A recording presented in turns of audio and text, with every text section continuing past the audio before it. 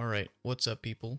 And welcome to a new video here on the Patreon, and today I'm going to be sharing a pretty neat trick for saving render times using Flowframes, which is an AI interpolator, and if you don't know what that is, you can Google it, but basically it's gonna generate stuff in between. If you have, for example, 12 frames per second, and you can double that and make it generate all the frames in between to make it 24. It's not perfect, but it's pretty darn good, to be honest. Tried it on some renders here, like this one. This one is AI interpolated and was rendered with 12 frames, and I think it did fairly good for just a cloth simulation, which, I mean, physics is kind of hard to predict, but it did a pretty good job. So yeah, let's make a test scene here that we can test this on. So I'm gonna have a plane, nice, and the camera over here. And I mean, what could you do? I think I'm just gonna be animating this dude a little bit. Just some nice animation, of course. Yes. Nice, and we'll make this a little faster. Like that, maybe. Good. What else could we do? Could add some nice looking backgrounds like that. I don't know what I'm doing here. Jesus. Okay. We'll have that. And we'll take that and copy it over here. And have very nice environment design. Alright.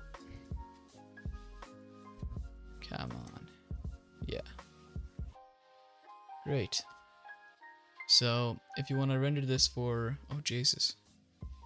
Yeah, uncheck color. This might be a little hard to calculate all the lighty bounces. I'm just gonna move the HDRI. Add in one little area light in the center. Just do that. Alright. That should be good. Okay, so if we now want to render this, we're gonna add some color, of course. Make this come on, a little darker. Yeah. We'll add some nice blue here. Gonna make a lot of it blue. Can make this maybe this color to kind of match. I don't know, why am I putting this mode? Fuck. Anyways, so if you want to render every other frame in a sequence, you want to check the frame rate here. You want to make it 2-step, so that's gonna skip every other frame, and that's basically it. So instead of having 80 frames here, it's gonna render 40 frames, which is then gonna halve your render time. So a problem with rendering sequences is that the naming is gonna get a little weird, which I will have to figure out. You can probably fix that with a script. Definitely can. So I'm just gonna render out FFmpeg for now. Perceptually lossless MP4. Alright, and we'll see how it goes. Tutorial. Okay.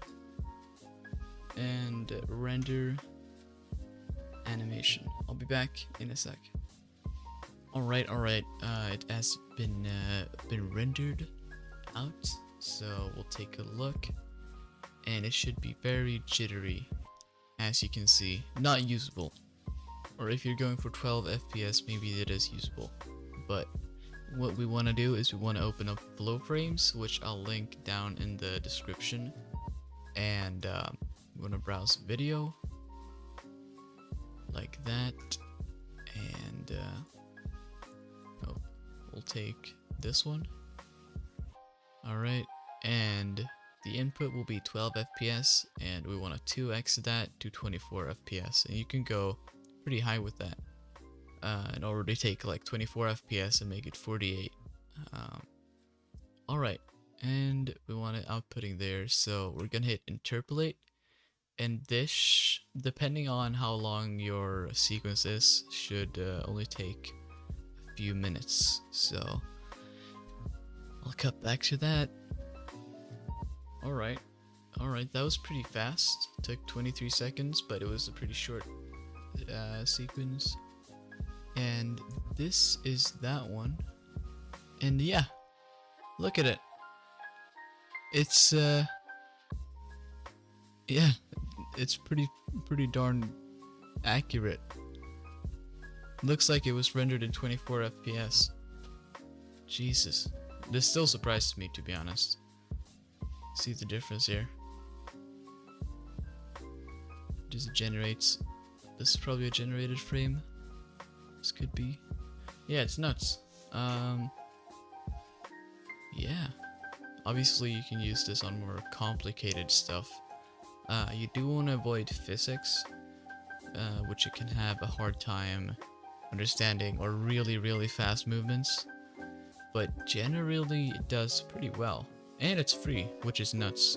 So that is something. And I'm waiting for a good upscaler so you can render 1280p and upscale it to 1080 using AI, and also interpolate it. So you're gonna save a lot of time with that.